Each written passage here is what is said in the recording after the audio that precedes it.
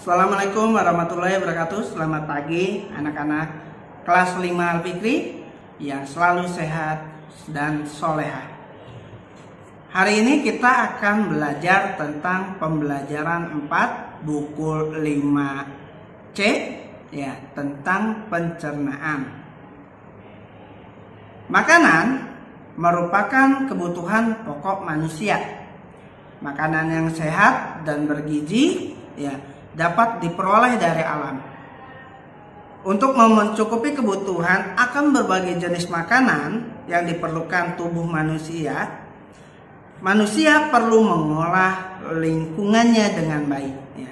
Upaya manusia dalam mengolah lingkungan merupakan bentuk interaksi manusia dengan lingkungan. Jadi, bentuk interaksi manusia dengan lingkungan adalah ya, tadi salah satunya upaya manusia mengolah lingkungan. Nah, kita akan belajar seperti itu, banyak interaksi manusia dengan lingkungannya. Tapi sebelumnya, kakak perhatikan gambar di samping Bapak. Ya. Ada pilihan yang A dan yang B. Yang A ada makanan cepat saji, ya, ala-ala restoran. Ada yang B itu makanan, ada brokoli, ada yang strawberry, ada ikan, ada itu. Nah, menurut kakak dari pilihan dua makanan ini, makanan yang baik buat tubuh adalah yang mana? Ya, pintar, jawabannya adalah yang B. Kenapa yang B? Kita perhatiin ada brokoli, ada strawberry, itu adalah buah dan sayur. Ada vitamin, ada sayur-sayuran. Ada roti, ya kalau nggak salah, apa? Ayam, daging, itu protein. Ada lagi juga nasi, ya, itu karbohidrat. Jadi yang B itu memenuhi semuanya, memenuhi makanan yang seimbang, makanan yang bergizi. Sedangkan yang A ada kentang karbohidrat, hamburger rotinya karbohidrat, dan banyaknya lebih karbohidrat sama ini, jadi kurang memenuhi, nggak ada sayurannya, nggak ada yang lainnya. Nah, sekarang selain tadi itu ada wortel. Kita belajar tentang wortel, membahas satu buah ini, wortel. Siapa sih yang nggak kenal wortel? Iya, kuning, ada daun-daunnya. Ya, kalau di film sering dimakan kelinci, ya, untuk makanan kelinci. Nah, wortel kak ternyata sangat bagus buat kesehatan. Ya, di sini ada mencegah kanker. Wortel itu satu manfaat mencegah kanker, dua mencegah rabun senja, tiga menurunkan kolesterol darah dan memperbaiki penglihatan. Yang sering kita sering dikasih tahu makan banyak wortel biar penglihatannya bagus. Itu emang ya. Karena apa? Karena wortel mengandung vitamin A, ya, vitamin A. Dan wortel juga gampang mengkonsumsinya, bisa dimakan mentah atau dibuat sayuran, enak. Jadi kalau makan jangan suka pilih-pilih, ya, terutama sayur-sayuran harus dimakan karena sayuran itu banyak vitaminnya, banyak mineralnya, banyak zat besinya dan yang lain-lain. Ya, makan jangan pilih-pilih, makan jangan cuma yang enak aja, hamburger yang kayak gitu. Itu justru kalau kita selalu berlebihan makan hamburger dan yang lain-lain, yang makanan cepat saji, bukannya sehat, yang ada gendut doang, gemuk, tapi nggak bagus untuk kesehatan, malah banyak penyakitnya. Interaksi manusia dengan lingkungan. Sekarang ke IPS, tadi IPA, dikit tentang wortel dengan makanan yang bergizi. Ya. Sekarang IPS, selain berinteraksi sosial, interaksi sosial itu manusia dengan manusia. Ya. Manusia juga berinteraksi dengan lingkungannya. Ya. Jadi manusia itu bukan hanya manusia sama manusia aja, bergabungnya, berkumpulnya, berhubungannya, tapi manusia juga berhubungan dengan lingkungannya. Kok bisa begitu? Ya, jangankan manusia, lingkungan alam aja, ya, kan lingkungan alam terdiri antara biotik dan abiotik. Biotik hidup, abiotik tidak hidup. Itu juga berinteraksi, saling mempengaruhi. Ya. Kalau yang biotiknya banyak pohon, ya, abiotiknya kayak abiotik itu tanah, ya, udara, air, ya, itu kan apa? Subur. Kalau banyak sedikit pohon, tanahnya gersang. Itu saling mempengaruhi ya. Samanya dengan manusia. Ya, alam saja yang tidak hidup sama hidup berpengaruh, apalagi manusia. Manusia sangat membutuhkan lingkungan. Ya, kita tinggal di suatu lingkungan, kita makan dari lingkungan, kita bekerja sesuai lingkungannya. Ya, contoh interaksi antara manusia dan alam dapat dikelompokkan menjadi 2. 1. Interaksi yang menyesuaikan diri dengan alam, dan interaksi yang mendominasi alam. Bagaimana sih interaksi manusia menyesuaikan diri dengan alam?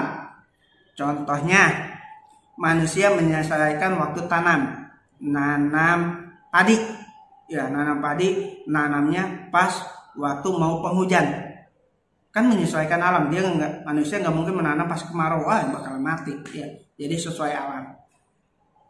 2, misalnya contoh waktu untuk berlayar menyesuaikan dengan keadaan cuaca. Jadi kalau mau berlayar lihat dulu, bakalan ada badai. Jadi nggak ini. Itu kan menyesuaikan dengan alam. Yang kedua, interaksi manusia yang mendominasi alam. Jadi manusianya nih, kitanya yang mendominasi alam.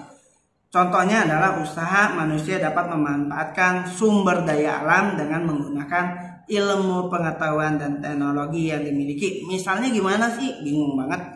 Melakukan hujan buatan. Ya. Yang alam nggak ada hujan, kita buat hujan supaya adem. Ya, itu kan kita yang mendominasi alam. Terus apa lagi?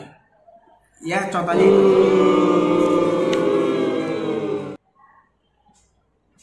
Nah, keunikan tradisi. Sekarang keunikan tradisi bau nyale dan pasola di Sumba Barat.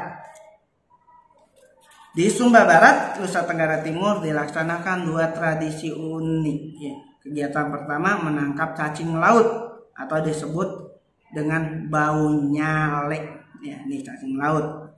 Kemudian siang harinya kegiatan pasola, yaitu bertarung saling melemparkan tombak kayu dengan mengendarai kuda. Itu pasola. Bau nyale diadakan mulai pagi hari. Warga berbondong-bondong di sekitar pantai untuk menangkap nyale. Ya, tadi nyale itu cacing laut. Ya, tradisi ini zaman dulu ya kisahnya ada. Kalau kamu baca cerita legenda ya tentang seorang putri yang berubah masuk ke dalam lautan dan berubah menjadi ikan, menjadi cacing laut dan diambil, itu kisahnya tentang bau nyale. Ya. Setelah pulang membawa nyale, masyarakat Sumba Barat melakukan perayaan rasa syukur terhadap panen yang melimpah dengan melakukan tradisi pasola. Jadi bau nyale pasola. Dengan menggunakan kain tenun khas di kepala, pemuda desa saling menombak kubu lawannya dengan mengendarai kuda asal Sumba. Tuh, ada fotonya di situ. Tentunya kamu yang berasal dari daerah lain juga pasti memiliki istiadat khas daerah yang menggambarkan interaksi manusia dengan lingkungan alam, sosial, dan budaya. Adat istiadat semacam itu merupakan kekayaan. Jadi adat istiadat yang ada di Indonesia adalah kekayaan, ya.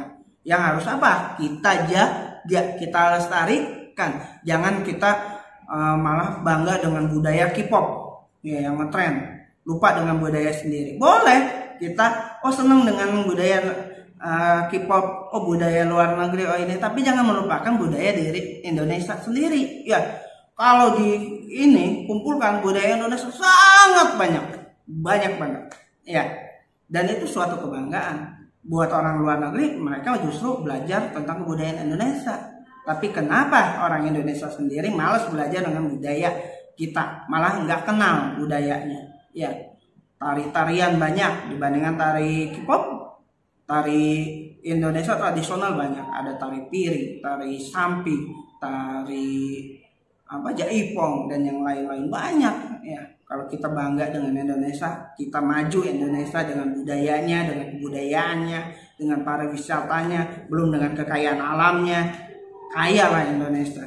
Jadi kali lagi kalian sebagai anak penerus bangsa, anak-anak yang cinta Indonesia, jangan terpengaruh dengan budaya asing ya, tapi kita harus banyak mencintai budaya Indonesia merdeka. Nah, sekarang iklan. Nah, Indonesia iklan ya, ada iklan komersil, ada non komersil. Iklan komersil adalah iklan yang untuk menjual belikan barang atau jasa. Nah, kalau iklan non komersil adalah iklan layanan masyarakat yang sering dibuat ya, dia enggak untuk iklanin barang sesuatu atau apa untuk menjual, enggak, tapi untuk supaya masyarakat tahu, supaya mengajak masyarakat lebih baik ya. Contoh misalnya iklan menggunakan helm ya, iklan layanan masyarakatnya, atau yang sekarang corona memakai masker ya, itu iklan layanan masyarakat. Pak, kalau iklan rokok layanan masyarakat nggak? Di situ ada tulisannya jauhi rokok atau ini, tapi jual dagang ya, jual rokok, itu berarti iklan komersil, iklan jualan, bukan layanan masyarakat. Dan pahamlah, layanan masyarakat itu yang iklan mengajak seseorang agar lebih baik, agar mengikuti anjuran pemerintah. Itu iklan layanan masyarakat atau iklan non komersil yang nggak diduitkan ya. Oke Kak, dari Bapak sekian. Apabila banyak ada kesalahan, Bapak mohon maaf. Wabillahi taufiq wal hidayah. Assalamualaikum warahmatullahi wabarakatuh.